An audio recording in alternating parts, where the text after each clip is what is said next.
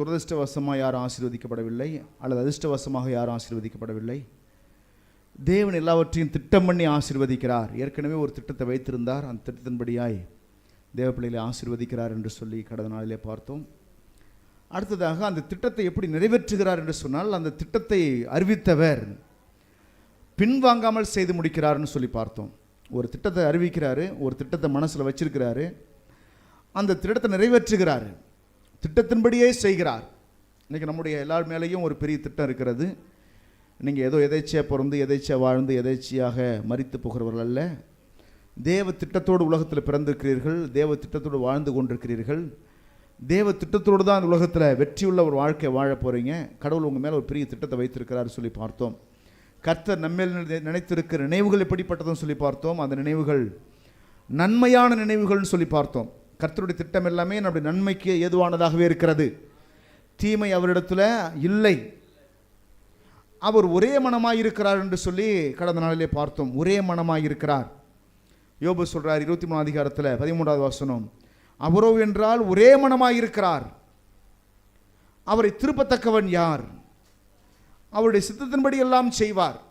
அப்போ யோபு என்ன வாழ்க்கையில் கண்டுபிடிச்சார் அப்படின்னாக்க, தன் வாழ்க்கையில் கடவுளை பற்றி, கர்த்தருடைய நடத்துதலை பற்றி, கர்த்தர் செய்ய போகிற காரியத்தை குறித்து அல்லது செய்கிற காரியத்தை குறித்து யோபு என்ன கண்டுபிடித்தார் என்று சொன்னால், அவர் ஒரே மனமாய் இருக்கிறார், அவரிடத்தில் இருமனம் கிடையாது. ஆமேன்னு சொல்லலாமா? இருமனம்னு சொன்னால் ஒரு நேரத்தில் செய்யலாம்னு நினைப்பது, இன்னொரு நேரத்தில் வேண்டாம் என்று நினைப்பது, இது இருமனதை குறிக்கிறது. இதெல்லாம் மனுஷன் தான் அப்படி இருப்பான்னு வசனம் சொல்லுது. மனுஷன் எப்படி இருப்பான்னா மனம் மாறுகிறவனாய் இருப்பான். கடவுள் எப்படி இருக்கிறார்னா மனம் மாறாதவராய் இருக்கிறார். மனம் மாற அவர் மனுபுத்திரன் கிடையாது என்று வசனம் சொல்கிறது. அதனால தான் அழகாக ஒரு பாட்டு இப்படி இருக்காங்க இல்லையா, மனமாறிட நீர் மனுஷன் அல்ல, பொய் சொல்லிட மனமாறிட. அப்ப யார் அவரு? பொய் சொல்லுகிற தேவன் அல்ல. ஆமேன்னு சொல்லலாமா? அவர் பொய் சொல்லாத தேவன், சொன்னதை செய்கிற தேவன், திட்டமுடைய தேவன், ஒரே மனதை உடைய தேவன். இல்லை சொல்லுங்க, ஒரே மனம். மனிதர்கள்லாம் இரு மனசாக இருப்பாங்க. ஒரு காரியத்துக்கு கிளம்புனா கூட போகலாமா போகக்கூடாதுன்னு ஒரு பெரிய குழப்பத்திலேயே நேரம் ஓடிக்கிட்டே இருக்கும். எது சரி எது தவறுன்னு கண்டுபிடிக்கவே காலம் ஆயிடுது சில பேருக்கு. பாருங்க, ஆசீர்வாதம் எல்லாம் சாபம் என்றும் சாபம் எல்லாம் ஆசீர்வாதம் என்றும் எங்கெல்லாம் போதிச்சிட்டாங்க. பணமே வேண்டாம், பணம்லாம் சாபம் அப்படின்னு போதிச்சிட்டாங்க. ஆனால் அவங்களும் கூட பணம் இல்லாமல் இந்த உலகத்தில் எதையும் செய்ய முடியாத சூழ்நிலை இருந்திருக்கிறாங்க. அப்படி போதிச்சோன்னா நாங்களாம் பணமே வேண்டாம், கடவுள் என்ன ஆசீர்வதிக்க வேண்டான்ற போல் வாழ்ந்துட்டோம். இந்த நன்மையை தெரிவு செய்யறதுக்கே நீண்ட காலம் ஆகிவிட்டது. இது நன்மை, இது தேவை. பணத்தை வைத்து துன்மார்க்கமாக வாழ பணம் கேட்கல, பணத்தை வைத்து ராஜ்யத்தை கட்ட கேட்கிறோம். இது தேவை என்பதை கண்டுபிடிக்கவே நீண்ட காலம் ஆகிவிட்டது இந்த மனதுக்கு வர்றதுக்கே. அது வரைக்கும் தடுமாற்றம் தான். இன்றைக்கும் கூட கிறிஸ்தவங்க எப்படி இருக்கிறாங்கன்னா இருமனதாகவே இருக்கிறாங்க. ஒரு தடுமாற்றமான ஒரு கிறிஸ்தவ வாழ்க்கை வாழ்ந்து கொண்டிருக்கிறார்கள். எல்லாத்திலையும் ஒரு குழப்பம் இருக்குது அவங்களுக்கு, எல்லாத்திலையும் குழப்பம் இருக்குது. தங்களை பரிசுத்தவான்களா பாவிகளா என்று சொல்வதில் கூட குழப்பம் இருக்குது. இயேசுவின் ரத்தம் கழுவின பிறகும் கூட தடுமாற்றத்தோடு தான் கொடுக்குறாங்க. நான் பரிசுத்தவான் சொன்னால் அது பெருமைன்னு நினைக்கிறாங்க. பாவின்னு சொல்வதை மேன்மை என்று நினைக்கிறார்கள். ஆனால் பாவி என்று நீங்களே ஒத்துக்கிட்டா உங்களுக்கு வேறு ஜட்ஜ்மெண்ட்டே தேவையில்லை, வேற ஒரு நியாய தீர்ப்பே தேவையில்லை, அதுவே போதுமானது. எனவே தேவனுடைய பிள்ளைகளை எல்லாத்திலையும் மனிதர்கள் ஒரு குழப்பமான சூழ்நிலை இருக்கிறாங்க, இருமனதாக இருக்கிறார்கள். பாருங்க, ஆனால் பைபிள் கடவுளை பற்றி எப்படி சொல்லுதுன்னா, கர்த்தர் எப்படிப்பட்டவர் இருக்கிறார்னா, கடவுள் எப்படிப்பட்டவர்னா ஒரே மனமுடையவர். என்ன திட்டம் பண்ணினாரோ அதை செய்கிறார். திட்டம் பண்ணினதுக்கு மாறாக எதையுமே செய்யல. அவர் என்னத்தை ஏற்கனவே முடிவு எடுத்தாரோ அந்த முடிவை செய்து கொண்டிருக்கிறார்னு சொல்லி யோபு தன் வாழ்க்கையில் கண்டுபிடித்தார். அதை நமக்கு சொல்லி வச்சிருக்கார் பாருங்க. அவரோ என்றால் ஒரே மனமாய் இருக்கிறார், அவரை திருப்பத்தக்கவன் யார் அப்படின்றாரு. அவரை போயிட்டு இப்படி ஒரே மனமாக ஒரு காரியத்தை செய்யும்படி போயிட்டு இருக்கிறவர் போய் திருப்ப யாராவது முடியுமானா யாராலையும் திருப்ப முடியாதுன்றாரு. கடவுளை திருப்புறதுக்கு உலகத்தில் யாருமே கிடையாதுன்றாரு. இதை தான் அநேக பரிசுத்தவான்களும் ராஜாக்களும் கூட கண்டுபிடித்தார்கள். என்னத்தை கண்டுபிடிச்சாங்கன்னு சொன்னாக்க, அவர் என்ன செய்ய முடியாது, திருப்பவே முடியாது என்பதை கண்டுபிடித்தார்கள். நீங்கள் தானியேல் புஸ்தகத்தில் கூட 4ஆம் அதிகாரத்தை கடந்த வாரம் வாசிச்சுன்னு நினைக்கிறேன். 4வது அதிகாரத்தில் பாருங்க, அங்கே இருக்கிற நேபுகாத் நேச்சார் என்னத்தை கண்டுபிடிச்சார் அப்படின்னாக்க, பாருங்க, அவரை திருப்பத்தக்கவன் யாருமே இல்லைங்கிறத கண்டுபிடிக்கிறாரு. 4:35 தானியேல் புஸ்தகம் 4:35 பூமியின் குடிகள் எல்லாம் ஒன்றுமில்லை என்று எண்ணப்படுகிறார்கள். அவர் தமது சித்தத்தின்படியே வானத்தின் சேனையையும் பூமியின் குடிகளையும் நடத்துகிறார். எல்லாம் சொல்லுங்க, அவர் தமது சித்தத்தின்படியே. எல்லாம் சொல்லுங்க, அவர் தமது சித்தத்தின்படியே. அவர் என்ன திட்டம் வச்சிருக்காரோ அப்படியே என்ன செய்றார் அப்படின்னா, வானத்தின் சேனையையும் பூமியின் குடிகளையும் நடத்துகிறார். அவருடைய கையை தடுத்து என்ன செய்கிறீர் என்று சொல்லத்தக்கவன் ஒருவனும் இல்லை. யாராவது கர்த்தருடைய கையை தடுத்து என்ன செய்றீங்க ஆண்டவரே, இது இப்படி செய்யுங்க அப்படி செய்யுங்கன்னு சொல்லத்தக்க மனுஷன் உலகத்தில் யாராவது இருக்கிறாங்கன்னு கேட்டால் ஒருவனுமே இல்லைன்றார். அப்ப கர்த்தருடைய சித்தத்தை மாற்றக்கூடிய வல்லமை இந்த உலகத்தில் எந்த மனுஷனுக்கும் கிடையாது. அவர் முடிவெடுத்தா முடிவெடுத்தது தான், அவர் சொன்னது தான், நிச்சயமாய் அதை செய்து முடிப்பார். ஆமென் சொல்லலாமா? அப்போ எல்லாவற்றையும் திட்டம் பண்ணி செய்கிறார். அப்போ யோபுல வாசிக்கும் பொழுது, அவரோ என்றால் ஒரே மனமாய் இருக்கிறார், அவரை திருப்பத்தக்கவன் யார், அவர் தம்முடைய சித்தத்தின்படி எல்லாம் செய்வார். அதுக்கு அடுத்தது வாசிக்கிறோம், படிங்க. எனக்கு குறித்திருக்கிறதை அவர் நிறைவேற்றுவார். சொல்லுங்க, எனக்கு குறித்திருக்கிறதை அவர் நிறைவேற்றுவார். எத்தனை விசுவாசிக்கிறேன்? கர்த்தர் எனக்குன்னு சில திட்டத்தை வைத்திருக்கிறார், எனக்குன்னு சில ஆசீர்வாதங்களை வைத்திருக்கிறார். என் எதிர்காலத்திற்காக எனக்கு திட்டம் இருக்க இல்லையோ, என்னை குறித்து தேவன் ஒரு திட்டம் வைத்திருக்கிறார். உங்கள் எதிர்காலத்திற்காக உங்களுக்கு ஒரு திட்டம் இருக்க இல்லையோ, உங்களை குறித்து ஒரு தேவன் திட்டம் வைத்திருக்கிறார். முதல்ல விசுவாசிக்கிறீங்களா? கடந்த வாரம் பார்த்தோம் அந்த திட்டம் எப்படிப்பட்டது என்று சொன்னால், அந்த திட்டம் நன்மையான திட்டம். நம்மை குறித்து அவர் வைத்திருக்கிற நினைவுகள் தீமைக்கான நினைவுகள் அல்ல, அது நன்மைக்கான நினைவுகள். கைகளை தட்டி சொல்லலாம் ஹல்லேலூயா. நம்மை குறித்து நன்மைக்கான நினைவுகளை கர்த்தர் வைத்திருக்கிறார். உங்களுக்கு நன்மை செய்வது தான் தேவனுடைய திட்டம். நீங்கள் ஆசீர்வாதமாக இருப்பது தான் தேவ திட்டம்.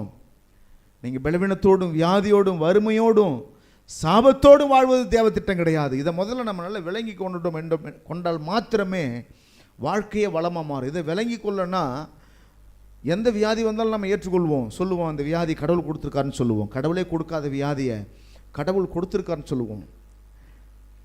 சாத்தான் தான் வியாதிக்கும் வறுமைக்கும் பிரச்சனைக்கும் காரணம்னு எல்லாருக்கும் தெரியும். ஆமென். அவன் ஆதி முதற்கொண்டே என்னவா இருக்கிறான்? மனுஷ கொலை பாதகனாக இருக்கிறான். ஆதி முதற்கொண்டே ஜீவ ரட்சனை செய்கிறவராக தேவன் இருக்கிறார். ஆமென். ஜீவனை ரட்சிக்கிறவராக இருந்திருக்கிறார். நீங்க பைபிள் முழுக்க படிச்சு பாருங்க, காப்பாற்றப்பட்ட எல்லாருமே தேவனாலே காப்பாற்றப்பட்டார்கள். ஆமென். உயிர் வாழ்ந்த எல்லாருமே தேவனாலே உயிர் வாழ்ந்தார்கள். மரித்த எல்லாரும் சாத்தானாலேயே மரித்தார்கள். தேவனுடைய நாமத்திற்கு மகிமை உண்டாவதாக. அப்போ எனக்கு குறித்திருக்கிறதை அவர் நிறைவேற்றுவார். அதுதான் யோபுனுடைய விசுவாச அறிக்கை. இன்னைக்கு நமக்கெல்லாம் தெரியணும், கடவுள் என்னை குறித்து ஒரு திட்டம் வைத்திருக்கிறார்னு தெரியணும். நான் பிறப்பதற்கு முன்பதாக என்னை குறித்து ஒரு திட்டம் வைத்திருக்கிறார். ஆமென். எனக்கு என்ன நடக்க வேண்டும், எனக்கு எந்தெந்த வயதில் எதெல்லாம் தர வேண்டும் என்று சொல்லி ஒரு திட்டத்தை வைத்திருக்கிறார். பாருங்க, இந்த அழகாக ஒரு பாட்டு ஒன்று பாடினார் இல்லையா, தேவா நான் எதனால் விசேஷித்தவன். அந்த பாட்டில் வரியெல்லாம் வருது. ஏதாவது அந்த வரியின் அர்த்தம் அதை புரிஞ்சுதா உங்களுக்கு? என்ன வரி தெரியுமா? வாசிக்கலாமா? அந்த வரியை படிங்க. மேகஸ்தம்பம் மேலிருந்து அக்கினி ஸ்தம்பம், அந்த வரியை படிங்களேன். மேகஸ்தம்பம் மேலிருந்து பாதுகாக்குது, பாதை காட்ட பகலெல்லாம் கூட வருது. என்ன வருது சொல்லுங்க? மேகஸ்தம்பம் மேலே பாதுகாக்குது, கூட. இது ரெண்டும் எதை காட்டுதுன்னு சொன்னாக்க, கர்த்தர் நம்மோடு கூட இருக்கிறார் என்பதை காட்டுது. ஆமென். அதாவது மேகத்தை கர்த்தர் ஆயத்தம் பண்ணினார். எதற்காக சொன்னா, இஸ்ரவேல் ஜனங்க 40 வருஷமா வனாந்தரத்தில் நடந்தாங்க. வெயிலால் வேதனைப்படக்கூடாதுன்னு அவங்க இருக்கிற இடத்து மேலே மாத்திரம் ஒரு மேகம் வந்து அப்படி சூழ்ந்துருக்கும். இப்போ பாருங்க, நம்ம ஊரில் ஒரு மேகம் சூழ்ந்துருக்கு பாருங்க. இப்படி மேகம் இருந்தால் எப்படி இருக்கும்? நமக்கு வெயில் தெரியுமா? வேர்க்குமா? எந்த பிரச்சனையும் இல்லை, எவ்வளோ தூரம் வேணாலும் நடக்கலாம். வெயிலில் நடந்து பாருங்க, கொஞ்சம் தூரம் கூட நடக்க முடியாது. ஆமென். இஸ்ரவேல் ஜனங்க மேலே எவ்வளோ அன்பு வச்சிருந்தா மேகத்தை கர்த்தர் கட்டளையிட்டார். அந்த மேகம் வந்து என்ன செஞ்சதுன்னா, ஜனங்க மேலே நிழலாக இருந்துச்சு. அவங்க போன இடத்திலெல்லாம் கூட வந்துச்சு. அவங்க எங்கெல்லாம் போகிறாங்களோ அவங்க மேலே அப்படியே அந்த மேகம் சூழ்ந்து இருந்துச்சு. அவங்க வெயிலே பார்க்கல. அதனால தான் என்ன நடந்துச்சுன்னு கேட்டாக்க, அவங்க 40 வருஷ கால வனாந்தரத்தில் நடந்தாங்க. 40 வருஷமாக ட்ரெஸ்ஸு பழசாகவே போகலை, பழையதாகவே போகலைன்னு வசனம் இருக்குது. 40 வருஷம் ஒரு ட்ரெஸ் உழைச்சிருக்குதுன்னு சொன்னால் அது என்ன காரணம்? நான் யோசித்து பார்க்குறேன். ஒரு ஏசியில் வச்சது போல் கர்த்தர் வச்சுருந்துருப்பாருனோ யோசிக்கிறேன்.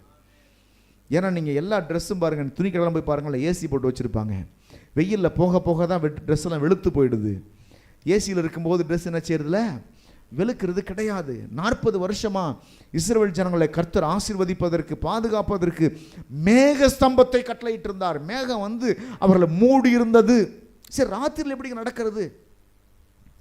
ராத்திரியில் ஒரு அக்கினி ஸ்தம்பத்தை கர்த்தர் கொடுத்தாராம். அதாவது உலகத்தில் இப்படி எந்த ஜாதிக்கு எந்த ஜனத்துக்கும் யாரும் செய்தது கிடையாது.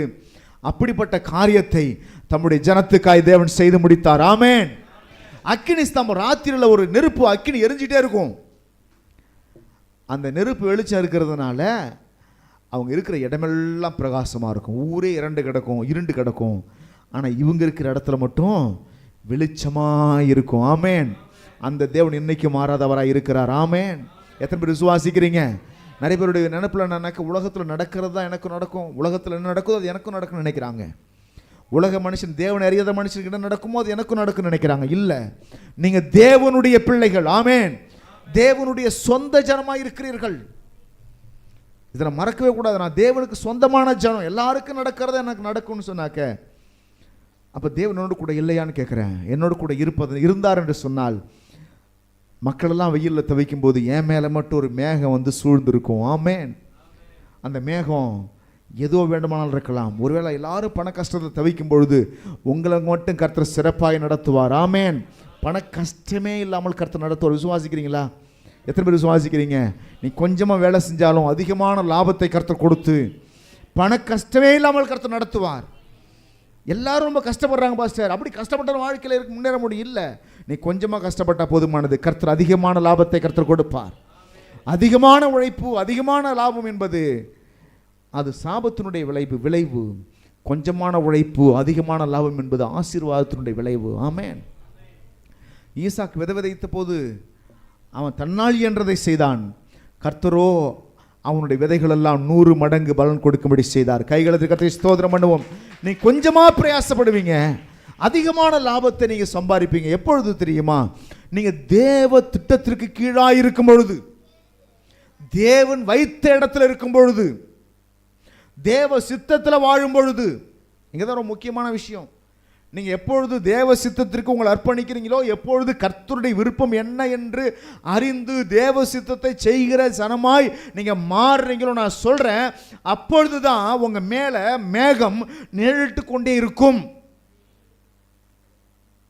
உங்க வாழ்க்கையில வறுமை இல்லாம, குறைவு இல்லாம, வியாதி இல்லாம, நஷ்டம் இல்லாமல் அந்த மேகம் அப்படியே பாதுகாக்கும். எத்தனை வருஷம் நடந்தாலும் களைப்பே தெரியாது. ஆமென்.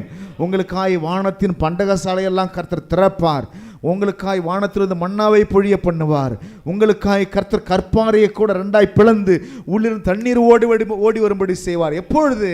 யாரெல்லாம் தேவனுடைய சித்தத்துக்குள்ள இருக்கிறார்களோ அவர்கள் மேலதான், அவங்க தான் இயற்கைக்கு அப்பாற்பட்ட அற்புதத்தை காண்பார்கள்.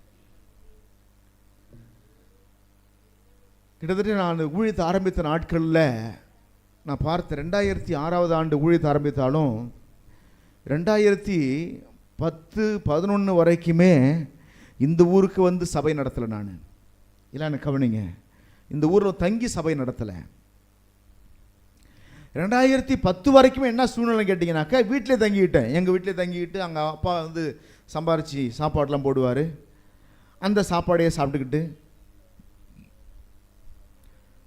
ஆண்டவர் ஊழியத்துக்கு அழைச்ச பிறகு ஊழியத்துக்குன்னு வரல. என்ன காரணம்? பயம். என்ன பயம்னு சொன்னால், வீட்டு வாடகை எப்படி கொடுக்கறது, சாப்பாடுக்கு என்ன பண்ணுறது, குடும்ப தேவைகளுக்கு என்ன பண்ணுறது, இப்படிப்பட்ட பலவிதமான எண்ணம் மனசில் ஓடுது. அதனால் ஒரு தெளிவாக முடிவு எடுத்து என்ன செய்ய முடியலன்னா, ஊழியத்தை எங்கே செய்கிறோமோ அங்கே போய் குடும்பமாக போயிடுவோம், கர்த்தரை நம்பி போயிடுவோம் என்று சொல்லி முடிவெடுக்க முடியாமலேயே கிட்டத்தட்ட பல வருஷங்கள் ஓடி போயிடுச்சு. ஓடி போன பிறகு என்ன நடக்குது அப்படின்னு கேட்டால், இப்படியே காலம் ஓடுது. ஒரு நாள் முடிவெடுத்தேன் பாருங்க, கர்த்தரை நம்பி இந்த ஊருக்கு வந்துடணும், கர்த்தர் தான் வழின்னு வந்துடணும், வேற கதி இல்லை. கர்த்தர் அழைச்ச இடத்துக்கு போயிடணும், கர்த்தர் இருக்க சொன்ன இடத்துக்கு போயிடணும் முடிவெடுத்து சொந்த ஊரெலாம் விட்டுட்டு நான் என் மனைவி பிள்ளைகள்லாம் இங்கே வந்துட்டோம்.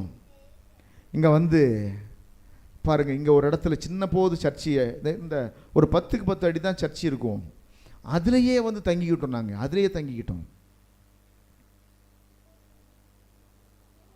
நான் பார்த்தேன், எப்பொழுது கர்த்தரை நம்பி அவர் இருக்க சொன்ன இடத்துல வந்து தங்க ஆரம்பித்தேனோ அன்னைய முதற்கொண்டு என்னுடைய அடிப்படை தேவைகளை கூட என் தேவன் சந்தித்தார். ஆமேன். என்னுடைய எல்லா தேவைகளையும் கர்த்தர் சந்தித்தார். ரொம்ப ஆச்சரியமாக இருக்கும்.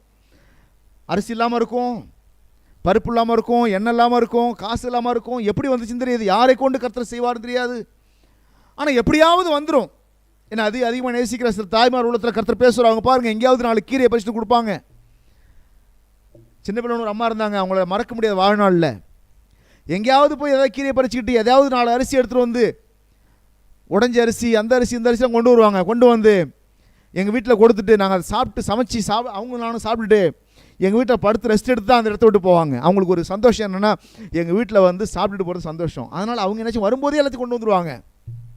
அப்படி யாரையாவது கொண்டு அந்த தேவையெல்லாம் கர்த்தர் சந்தித்தார். சில மனிதர்களை அனுப்பினார். அப்போ என்ன நான் பார்க்குறேன்னு சொன்னால், தேவன் வைத்த இடத்துல இருப்பதற்கு பெயர் தேவ சித்தம் செய்வது. ஆமேன். நீங்கள் எந்த இடத்துல கர்த்தர் உங்களை வச்சிருக்கிறாரு அந்த இடத்துல இருப்பீங்கன்னு சொன்னாக்க, நான் சொல்கிறேன், உங்களுடைய தேவைகளை கர்த்தர் சந்திப்பார். எலியாவை பார்த்து கர்த்தர் சொல்கிறாரு, இன்னைக்கு இதுவரைக்கும் நீ வாழ்ந்தது தேசத்தில் வாழ்ந்த எலியா, இன்னைக்கு உன்னை குறித்த ஒரு திட்டம் நான் வச்சிருக்கேன். என்ன திட்டம் தெரியுமா? நீ இனிமேல் இந்த ஊருக்குள்ளே வாழக்கூடாது. நீ கேரித் என்று சொல்லப்படுகிற ஒரு ஆற்றுக்கு போ. அந்த கேரித் ஆற்றங்கரையிலே நீ காத்துரு. எலியாவின் இடத்துல கர்த்தர் சொல்றார், கேரித் ஆத்துல நீ என்ன செய்ய? காத்துரு.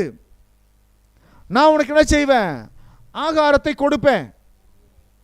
சில சமயத்தில் கர்த்தர் வந்து போன்னு சொல்ற இடம்லாம் நம்ப முடியாத இடமா இருக்கும். ஆமேன். கல்லில் வந்து நார் உரிக்க முடியுமா? கல்லில் யாராவது நார் உரிக்க முடியுமா? நார் உரிக்க முடியாது எல்லாம் சொல்லுவாங்க. ஆனால் கர்த்தர் நினைச்சா கற்பாறைக்குள்ள இருந்து கூட தண்ணியை வர வைக்க முடியும். ஆமேன். வெறுமையான இடத்துக்கு கர்த்தர் உன்னை போன்னு சொன்னா, வெறுமையான இடத்துல கூட உன்னை நடத்துவார் என்ற அர்த்தம். கைகளத்தில் கர்த்தரை ஸ்தோத்திரம் பண்ணு. ஹல்லேலூயா. வெறுமையான இடத்தில் கூட உன்னை நடத்துவார். உன்னை எங்க இருக்க சொல்றார் அங்க இருக்கும் பொழுது உங்களை அவர் நடத்த வல்லமையுள்ள தேவனாய் இருக்கிறார். பாருங்க, வேதத்துல வாசிக்கிறோம், எலியா என்ன நடந்துச்சு அப்படின்னா, எலியாவை கர்த்தர் கேரித் ஆற்றுக்கு அனுப்புகிறார்.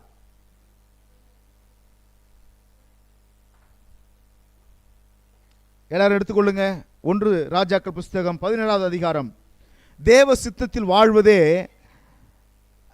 மகிழ்ச்சியான வாழ்க்கை. எல்லாம் சொல்லுங்க, தேவ சித்தத்தில் வாழ்வதே மகிழ்ச்சியான வாழ்க்கை. ஆமேன். எலியா என்ன சொல்றாரு? 17வது அதிகாரத்தில் 1வது வசனத்தை படிக்கிறோம். கிளையாத்தின் குடிகளில் திஸ்பியனாகிய எலியா ஆகாபை நோக்கி, என் வாக்கின்படியே அன்றி இந்த வருஷங்களில் பனியும் மழையும் பெய்யாதிருக்கும் என்று இஸ்ரவேலின் தேவனாகிய கர்த்தருக்கு முன்பாக நிற்கிற நான் அவருடைய ஜீவனை கொண்டு சொல்லுகிறேன் அப்படின்றாரு. போய் சொல்றாரு ராஜா கிட்ட, என் வார்த்தையின்படியே மழையும் பெய்யாது பனியும் பெய்யாதுன்றாரு. அடுத்து என்ன நடக்குதுன்னு கேட்டா, பின்பு கர்த்தருடைய வார்த்தை அவனுக்கு உண்டாயிற்று. மறுபடியும் கர்த்தருடைய வார்த்தை அவனுக்கு உண்டாவது. அவர் என்ன சொல்றாரு? நீ இவ்விடத்தை விட்டு கீழ்திசையை நோக்கி போய் யோர்தானுக்கு நேராயிருக்கிற கேரித் ஆற்றண்டையிலே ஒளித்து கொண்டிரு. எல்லாம் சொல்லுங்க, ஒளித்து கொண்டிரு.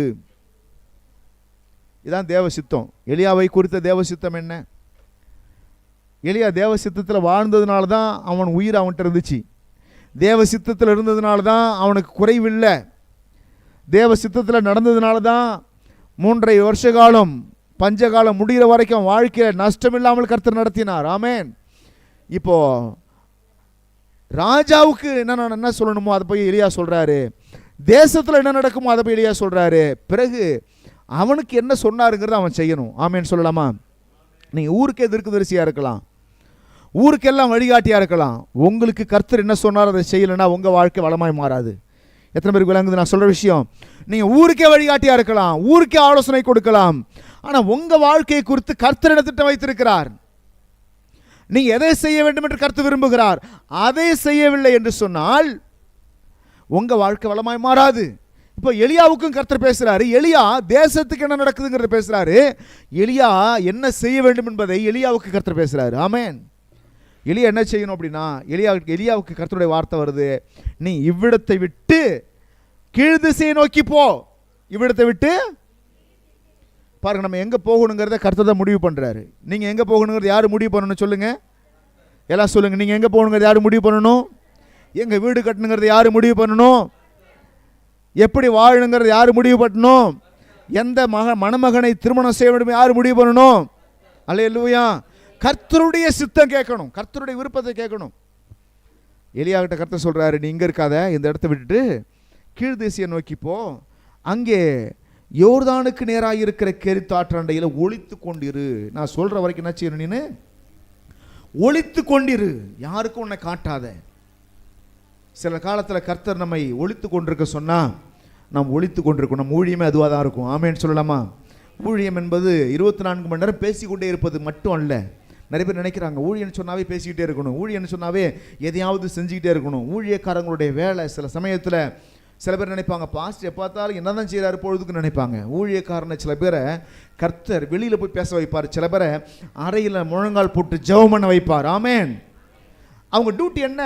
What is the duty of minister of God? தேவனுடைய ஊழியக்காரனுடைய வேலை என்னன்னு கேட்டால், ஒன்று அவங்க களத்தில் நின்று சத்தியத்தை பிரசங்கித்துக் கொண்டிருப்பார்கள், அற்புதங்களை செய்து கொண்டிருப்பார்கள், ஜெபம் பண்ணி கொண்டிருப்பார்கள். அல்லது கர்த்தர் அவங்கள்ட்ட சொல்லுவார், நீ இப்போ தனியாக உட்காந்து ஜெபம் பண்ணும்பார். சில நாட்களை நான் அப்படி ஒதுக்குவேன். 1000 வேலை இருந்தாலும் எல்லாத்தையும் விட்டுட்டு தேவனுடைய சமூகத்தில் வந்து ஒளித்து கொண்டு காத்திருப்பேன். சில விஷயங்களை விட்டு வெளியில் வான்னு கர்த்தர் சொன்னால் வெளியில் வர நமக்கு தெரியணும். சில பதவியை விட்டு வெளில வான்னு சொன்னால் பதவி விட்டு வெளில வர தெரியணும். தேவையில்லாத பதவியிலெல்லாம் தலையிட்டு கொள்ளக்கூடாது. நமக்கு பேர் வருது, புகழ்ச்சி வருது, பணம் வருது, அந்தஸ்து வருது, மரியாதை வருது, மதிப்பு வருது என்கிற எல்லா பதவி விட்டுட்டு வெளில வந்து அமைதியாக காத்துருன்னு சொன்னால் காத்திருப்பதற்கு தெரியணும். அல்லேலூயா. ஊழியக்காரங்களுக்கு பிரசங்கம் பண்ணவும் தெரியணும், அமைதியாக இருக்கவும் தெரியணும். வசனத்தை எடுத்தால் வளவளன்னு பேசவும் தெரியணும், அமைதியாக உட்கார்ந்துன்னு சொன்னால் அமைதியாக உட்கார்ந்துருக்கவும் தெரியணும். இந்த இடத்துல எலியாவுக்கு கர்த்தர் சொல்றாரு, நீ என்ன செய்யணுன்னு? கேரித்தாத்துக்கு போ. அங்க போய் என்ன செய்ய? உன்னை ஒளித்து கொன்று உன்னை யாருக்கும் காண்பித்து கொடுக்காதே, மறைந்து கிட. சரி ஆண்டவரே, நான் போகிறேன், கேரித்தாத்துக்கு நீ சொல்றபடியே போறேன், பஞ்சம் வேற வரும்னு நீங்க சொன்னீங்க, நான் சொல்லிட்டேன்.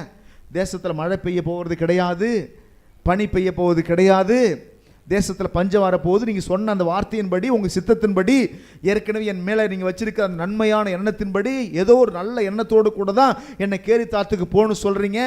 என் மேலே நீங்கள் நினச்சிருக்க நினைவு பெருசுங்கிறது எனக்கு தெரியும். அந்த வார்த்தையின்படியே நான் கேரித்தாத்துக்கு போகிறேன்னு எலியா போனதுனால 3.5 வருஷம் உயிர் தப்பிச்சான். இல்லைன்னா பஞ்சத்தில் அவனும் இறந்து போயிருப்பான். ஆமென். கேரித்தாத்துக்கு போயிட்டான். போன பிறகு நடக்குது அப்படின்னு சொன்னாக்க கர்த்தர் அவனுக்கு சொல்றாரு பாருங்க. 6வது வசனத்தை படிங்க, 4வது வசனத்தை படிங்க. அந்த ஆற்றின் தண்ணீரை குடிப்பாய். இப்போ எலியா கேட்டான, எனக்கு சாப்பாடு ஆண்டவரை கேட்டானாங்க எங்கேயாவது? எனக்கு கேரித்தாத்துக்கு போகணும்னு சொல்றீங்க ஆண்டவரே, எனக்கு சாப்பாடு என்ன திட்டம் வச்சிருக்கீங்க? எனக்கு உணவுக்காக என்ன திட்டம் வச்சிருக்கீங்க? நான் குடிக்க என்ன திட்டம் வச்சிருக்கீங்க? எதையாவது ஆண்டவர்கிட்ட கேட்டானா? எதையுமே கேட்கல. கர்த்தரே அதுக்கான பதிலை சொல்றாரு. ஆமேன்னு சொல்லலாமா? எல்லாம் ஒரு விஷயத்தை நீங்கள் புரிந்து கொள்ளுங்கள். உங்கள் அடிப்படை தேவைகள் எல்லாம் தேவனுக்கு தெரியும். எத்தனை பேர் விசுவாசிக்கிறீங்க? உங்களுடைய எல்லா தேவைகளையும் தேவன் அறிந்திருக்கிறார். எல்லாம் சொல்லுங்க, கையை உயர்த்தி சொல்லுங்க, ஆண்டவரே என் தேவையெல்லாம், என் நெருக்கடி எல்லாம் உமக்கு தெரியும் ஆண்டவரே. எனக்கு எதை கொடுக்கணும்னு உமக்கு தெரியும் ஆண்டவரே. எனக்கு இன்னது தேவை என்பதை நீங்கள் அறிந்திருக்கீங்க ஆண்டவரே. அதற்காக நன்றி ஆண்டவரே. ஆமென்.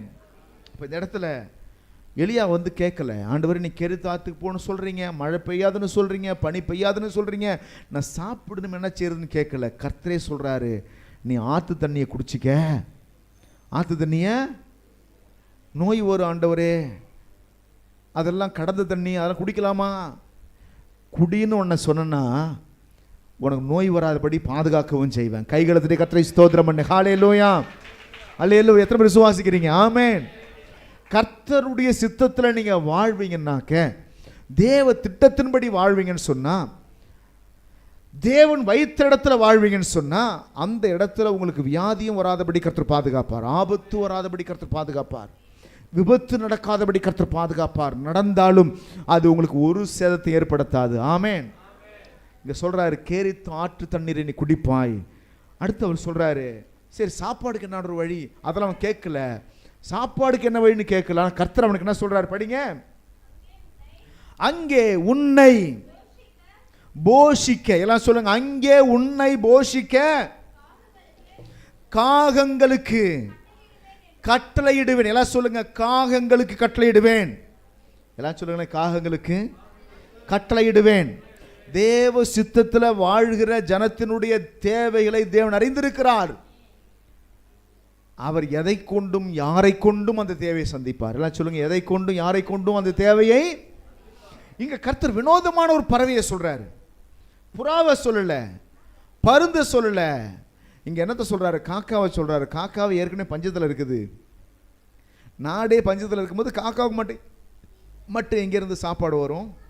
நாடே பஞ்சத்தில் கிடக்குது.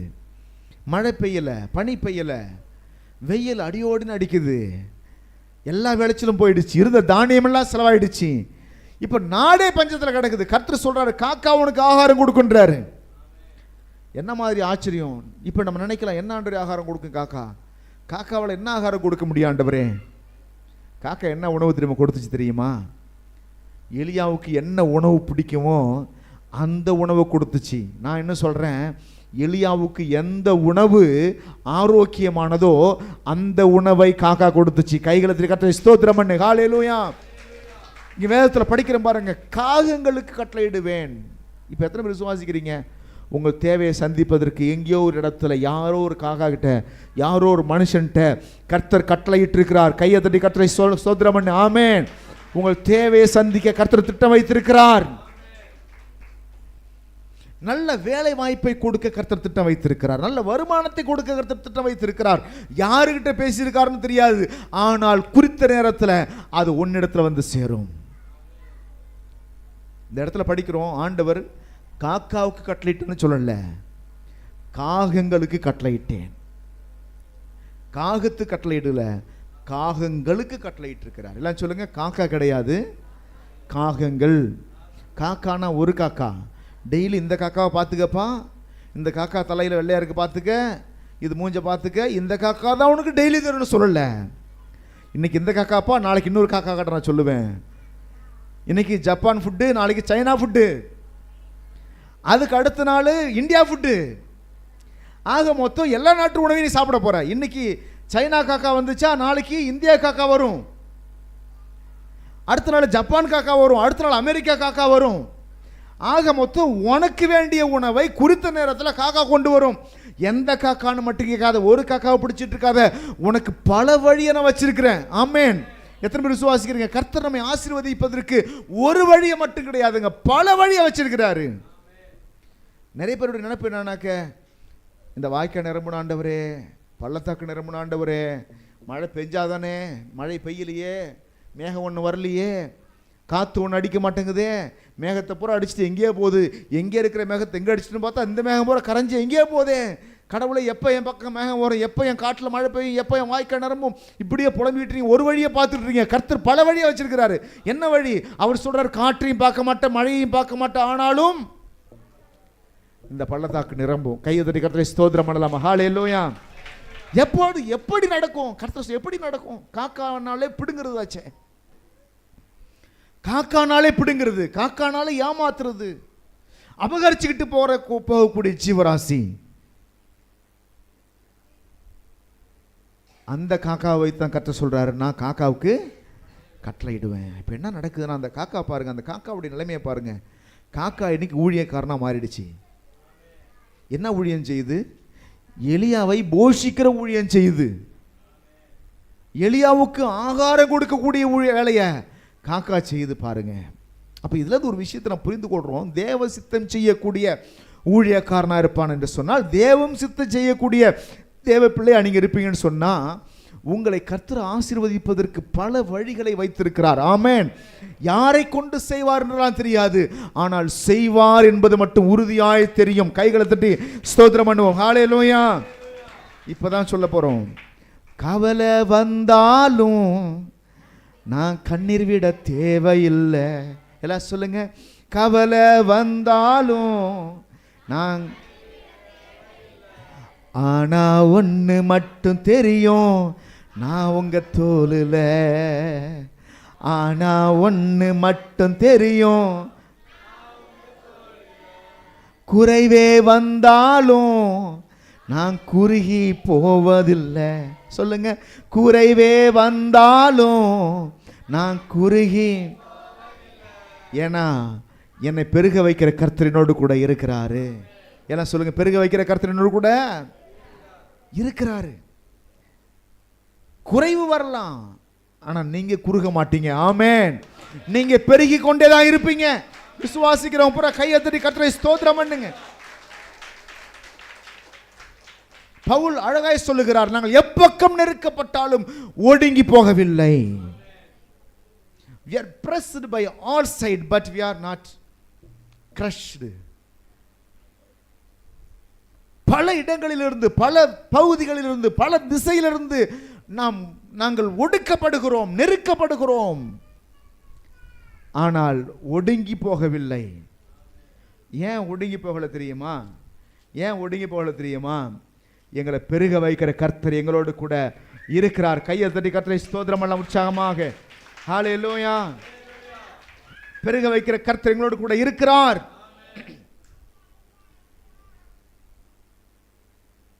எரேமியா 30ஆம் அதிகாரத்தில் 19ஆம் வசனத்தை படிக்கிறோம். அவைகளிலிருந்து ஸ்தோத்திரமும் ஆடல் பாடலின் சத்தமும் புறப்படும். எல்லாம் சொல்லுங்க, அவைகளிலிருந்து ஸ்தோத்திரமும் ஆடல் பாடலின் சத்தமும் புறப்படும். அழுகை வந்த இடத்திலிருந்து, கண்ணீர் வந்த இடத்திலிருந்து, துக்கம் பேசின இடத்திலிருந்து கர்த்தர் சொல்றாரு, ஸ்தோத்திர பாடல்கள் ஒலிக்கிற நாள் வந்திருக்கிறது. ஆமென். ஆடல் பாடல் துதி மகிழ்ச்சி சந்தோஷம் உண்டாகிற நாள் வந்திருக்கிறது. ஆடல் பாடலின் சத்தமும் புறப்படும். ஆடல் பாடல் சத்தமும் எரேமியா 30:19.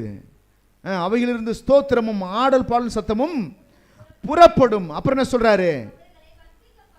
அவர்களை வர்த்திக்க பண்ணுவேன். எல்லாம் சொல்லுங்க, வர்த்திக்க பண்ணுவேன். பெருகிக்கிட்டே இருப்பாங்க. ஏன்னா குறைவு வருதுதான். இன்னைக்கு பாக்கெட்ல ஒண்ணுமே இல்லதான், ஆனா பெருக வைக்கிற கர்த்தர் கூட இருப்பதனால் பெருகி கொண்டே இருப்பார்கள்.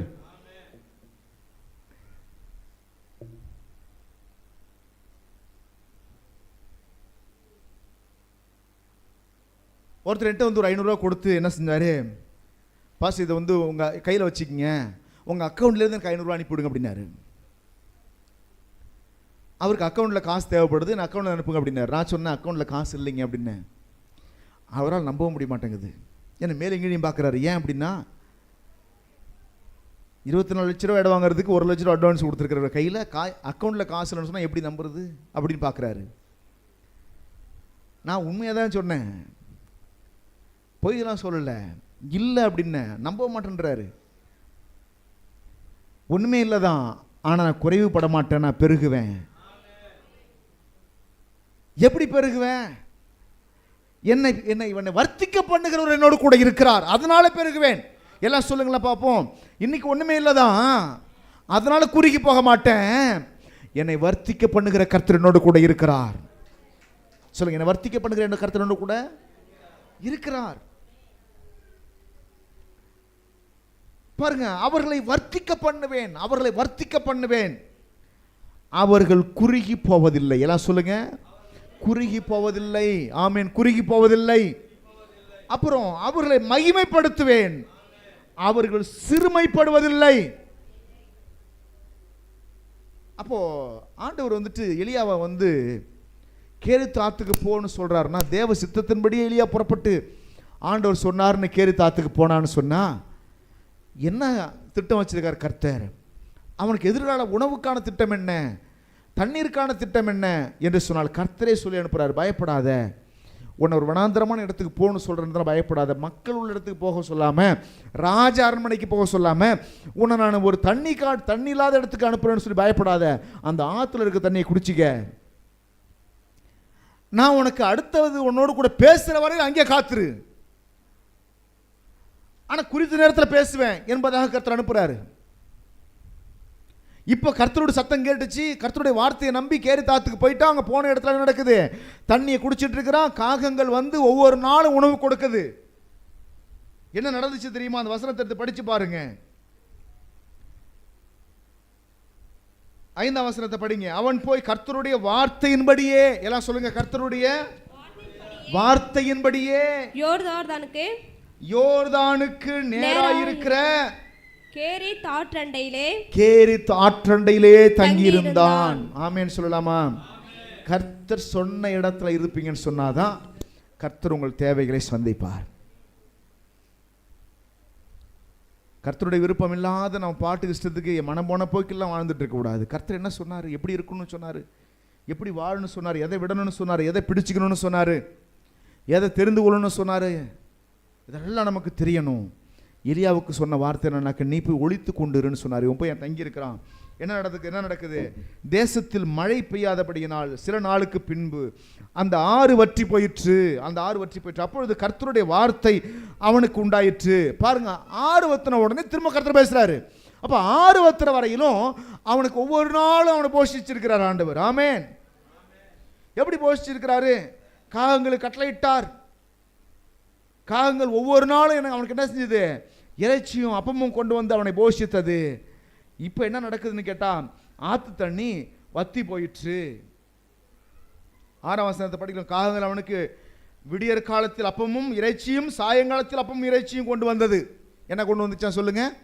காலையில் என்ன சாப்பாடு? அப்பமும் இறைச்சியும். சாயந்தரம் என்ன சாப்பாடு? அப்பமும்.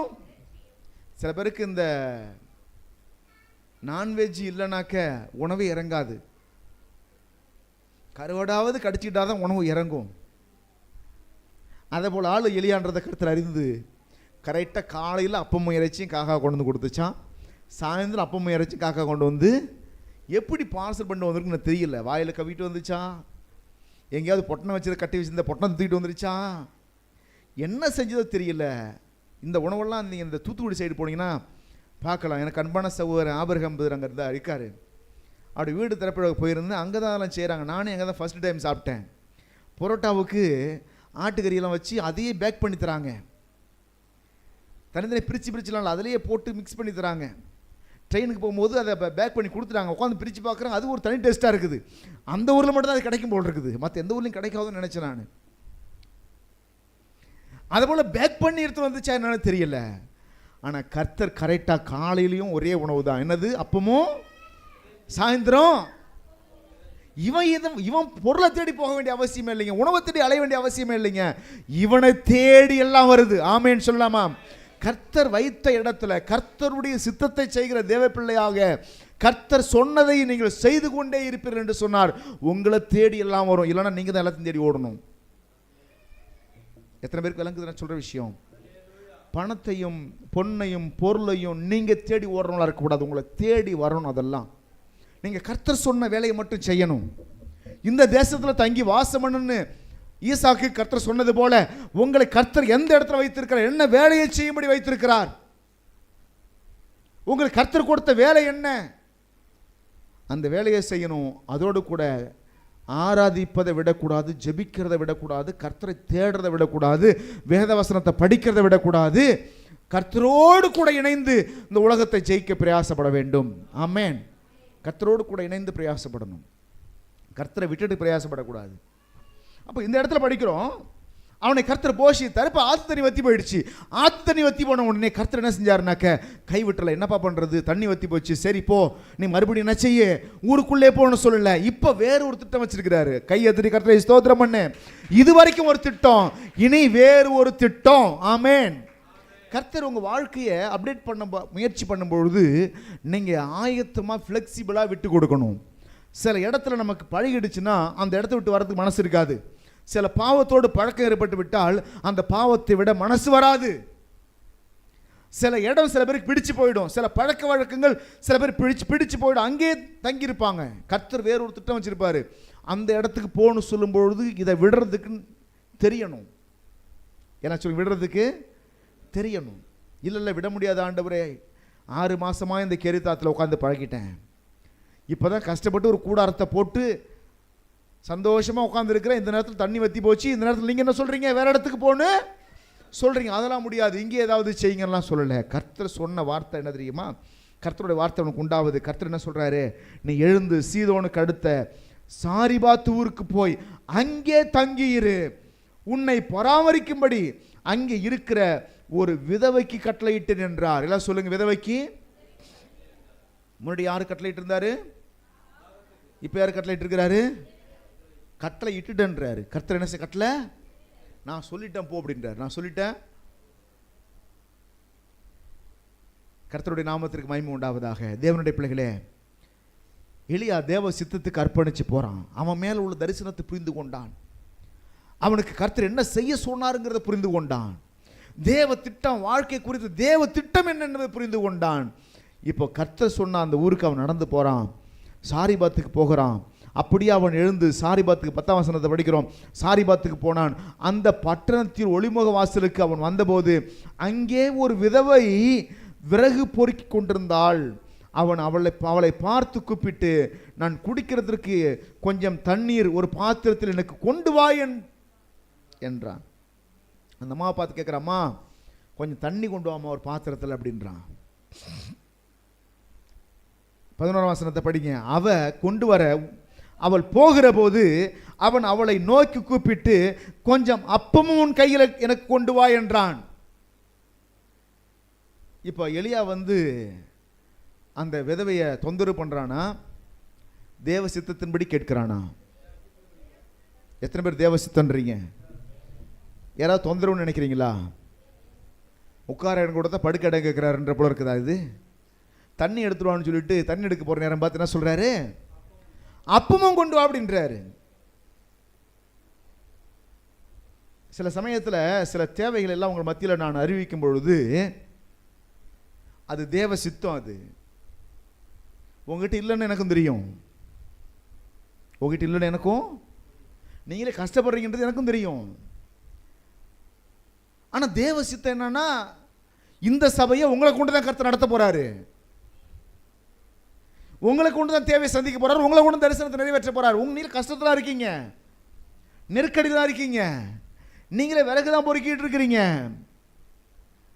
உங்ககிட்ட எலியா தொந்தரவு பண்ண முடியாது கேட்கல, தேவ சித்தத்தின்படியாக கேட்கிறார். ஆமேன்னு சொல்லலாமா?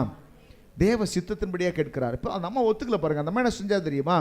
அதற்கு அவள், பானையில் ஒரு பிடி மாவும் களையத்தில் கொஞ்சம் எண்ணெயுமே அல்லாமல் என்னிடத்தில் ஒரு அடையும் இல்லை என்று உம்முடைய தேவனாகிய கர்த்தருடைய ஜீவனை கொண்டு சொல்லுகிறேன், இதோ நானும் என் குமாரனும் சாப்பிட்டு செத்து போக அதை எனக்கும் அவனுக்கும் ஆயத்தப்படுத்துகிறதற்கு 2 விறகுகளை பொறுக்குகிறேன் என்றாள். அதாவது கொஞ்சம் போது மாவு இருக்குது, களையத்தில் கொஞ்சம் எண்ணெய் இருக்குது, அதை தவிர எங்கள் வீட்டில் ஒன்றுமே இல்லை. நீங்கள் என்ன செய்றீங்க? தண்ணி கேட்டீங்க, ரைட்டு, சரி கொடுக்கலாம் பாவுன்னு தண்ணி எடுத்துகிட்டு வர போனேன். இப்போ என்ன சொல்கிறீங்க?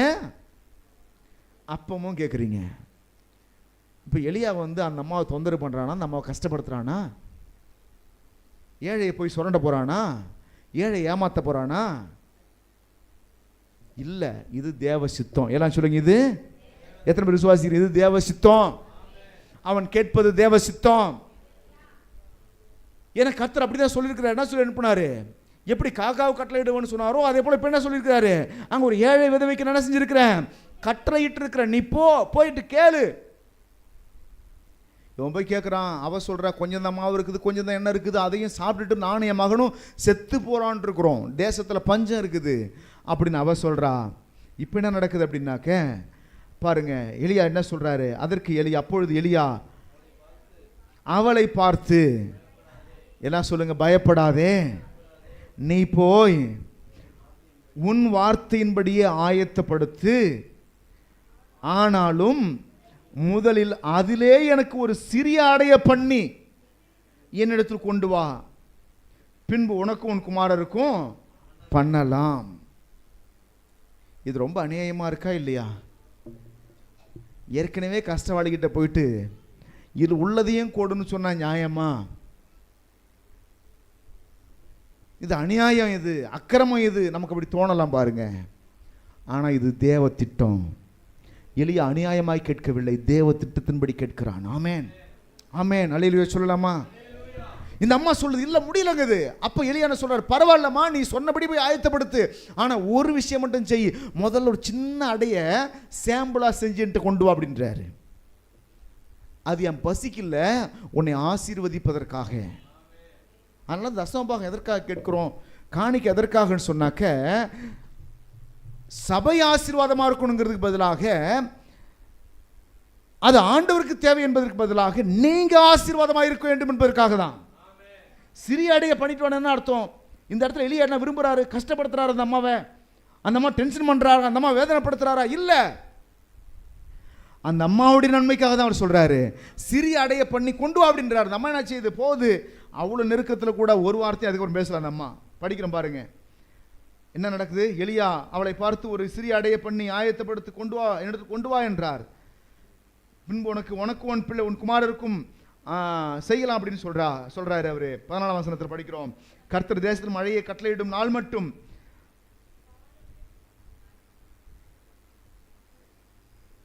பாருங்க, தேசத்தில் மழையை கட்டளையிடும் நாள் மட்டும் பானையின் மா செலவழிந்து போவதும் இல்லை, கலசத்தின் எண்ணெய் குறைந்து போவதும் இல்லை என்று இஸ்ரவேலின் தேவனாகிய கர்த்தர் சொல்லுகிறார் என்றான். பாருங்க என்ன சொல்றான்னாக்க, இப்ப நீ எனக்கு ஒரு அடைய பண்ணி கொண்டு வா. நான் இன்னைக்கு சொல்றேன், பஞ்சம் தீர்ற வரையில் இந்த வீட்டில் எண்ணெயும் குறையாது, மாவும் குறையாது. கையெதிரி கர்த்தரை ஸ்தோத்திரம் பண்ணு. ஹல்லேலூயா. தேவ திட்டத்தில் வாழ்கிற மனுஷனும், தேவ திட்டத்திற்கு ஒத்துழைப்பு கொடுக்கிறவர்களும், தேவ திட்டத்துக்கு கை கொடுக்கிறவர்களும் நான் சொல்லுகிறேன், உங்க வாழ்க்கையில் குறைவில்லாதபடி கர்த்தர் பாதுகாப்பார். ஆமென். தரிசனத்திற்காய் பிரயாசப்படுறவங்களும் குறைவுபட மாட்டார்கள், தரிசனத்திற்காய் உறுதுணையாய் இருக்கிறவர்களும் குறைவுபட மாட்டார்கள். ஆமென். உங்களுக்கு கஷ்டம் இருக்கலாம், நெருக்கடி இருக்கலாம், தேவை இருக்கலாம், உங்கள்கிட்ட கொஞ்சம் தான் இருக்கலாம். ஆனா எலியா சொல்றாரு, அதுல ஒரு அடைய பண்ணி கொண்டு வா. இன்னைக்கு நான் உன்னை ஆசீர்வதிக்கிறேன். இந்த பஞ்சகாலம் முடிகிற வரைக்கும் உன் வீட்டில் எண்ணெயும் குறையாது, மாவும் குறையாது. நீ ஒரு அடைய கொடுக்க பயப்படாத. பஞ்சகாலம் முழுவதும் கர்த்தர் உன்னை போஷிக்க போறாரு. தேவ தரிசனம் உங்களுக்கு விளங்குதா? உங்களுக்கு தேவ திட்டம் விளங்குதா? தேவ திட்டத்துக்காய் ஒரு மனுஷன் இவ்வளவு பிரயாசப்படுறாரு. காரணம் அவன் பசிக்காக மட்டுமல்ல, அந்த அம்மாவுடைய ஆசீர்வாதத்துக்காக தான். ஆமென். ஊழியக்காரங்க காணிக்க தசமபாகமோ அறிவிப்பு கொடுக்கும் பொழுது அவங்களுக்காக மட்டும் இல்லைங்க, அது தேவனுக்காக மட்டும் இல்லைங்க, அது ஜனங்களுடைய ஆசீர்வாதத்துக்காக தான், உங்களுடைய நன்மைக்காக தான். எல்லாம் சொல்லுங்க, என் நன்மைக்காக தான். நான் கொடுக்கிற காணிக்கை சொல்லுங்கண்ணே, ஏன் நான் கொடுக்கிற காணிக்கை, நான் கொடுக்கிற தசமபாகம், நான் கொடுக்கிற பொருத்தனைகள் பாஸ்டருக்கோ கர்த்தருடைய நன்மைக்கோ அல்ல, அது என் நன்மைக்காக, என் குடும்பத்தின் ஆசீர்வாதத்திற்காக. ஒரு சிறிய அடைய பண்ணி தான் இந்த எலியாவுக்கு அவ கொண்டு வந்து கொடுத்தா. எலியா சொல்றாரு, பஞ்சகாலம் முடிகிற வரையில் இந்த வீட்டில் எண்ணெயும் மாவும் குறையாது இருக்கும். வசனத்தை படிக்கிறோம் பாருங்க, 15ஆம் வசனத்தை படிக்கிறோம். அவள் போய் எலியாவின் சொற்படி செய்தாள். இன்னைக்கு என்ன தெரியுமா தேவை? சொற்படி செய்கிற நபர்கள் தேவை. யாரெல்லாம் சொற்படி செய்கிறாங்களோ அத்தனை பேரும் ஆசீர்வதிக்கப்படுவாங்க. எலியா கர்த்தருடைய சொற்படி செய்கிறவன். இந்த ஸ்திரீ எலியாவின் சொற்படி செய்கிறவள். எல்லாம் சொல்லுங்க, எலியா கர்த்தருடைய சொற்படி செய்கிற மனுஷன், இந்த ஸ்திரீ கர்த்தருடைய சொற்படி செய்கிற ஒரு பெண். நல்ல கவனிங்க, ஒரு ஊழியக்காரன் கர்த்தருடைய சத்தம் கேட்டு நடக்கிறவனாக இருக்க வேண்டும். ஒரு விசுவாச பிள்ளைகள் கர்த்தருடைய வார்த்தையை ஊழியக்காரங்க பிரசங்கிக்கும் போது அதை மனுஷ வார்த்தையை எடுத்துக்கொள்ளாம அதை தேவ வார்த்தையை எடுத்துக்கொள்ள வேண்டும். எத்தனை பேருக்கு புரியுது நான் சொல்ற விஷயம்? பவுல் அழகா சொல்றாரு, நான் முதலாந்திரம் கொடுத்து வரும்பொழுது நீங்க என்னுடைய வார்த்தையை தேவதூதனுடைய வார்த்தையை போல ஏற்றுக்கொண்டீங்க அப்படின்றாரு.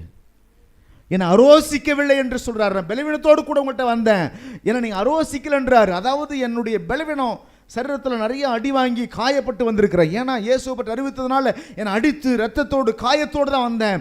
நீங்க என்ன அரோசிக்கல, என்னை பார்த்து அருவருப்பாகல. நான் சொன்ன வார்த்தையெல்லாம் தேவதூதருடைய வார்த்தை போல எடுத்துக்கிட்டீங்கன்றாரு. ஒரு சபை, எந்த ஒரு சபை கர்த்தர் பேசினார் என்று கர்த்தருடைய வார்த்தையாய் நினைக்கிறாங்களோ அந்த சபை தான் ஆசீர்வாதமாக இருக்கும். ஆமென். சொல்ற எல்லா வார்த்தையும் நீங்க கிரிட்டிசைஸ் பண்ணுவீங்கனாக்க அது உங்களுக்கு ஆசீர்வாதமாக இருக்காது. எல்லா வார்த்தையிலும் குற்றம் கண்டுபிடிச்சா ஆசீர்வாதமாக இருக்காது. நான் சொல்றது புரியுதா உங்களுக்கு? இது கர்த்தருடைய சத்தம். இவ புரிஞ்சுக்கிட்டா பாருங்க, இது கர்த்தருடைய சத்தம். அவர் கர்த்தர் பேர் ஆணையிட்டு சொல்றாரு. கர்த்தருக்கு ஒரு அடை பண்ணி கொடுத்தா என் வீட்டில் எண்ணெய் மாவும் குறையாம இருக்குன்னு சொல்றாரு. எனவே அவர் கர்த்தருடைய மனுஷன் போல் இருக்குது. தேவ சித்தத்தின்படி தான் என்ன பார்த்து கேட்கிறாரு. ராஜ அரண்மனைக்கு போகாம, பணக்காரனை பார்த்து கேட்காம, இந்த ஏழை என்ன பார்த்து இவர் கேட்கிறாருன்னு சொன்னா ஏதோ ஆண்டவர் தான் அவரை என்கிட்ட அனுப்பி இருக்கிறார் என்பதை உணர்ந்தவளாய் எலியாவின் சொற்படி அவள் செய்தாள்.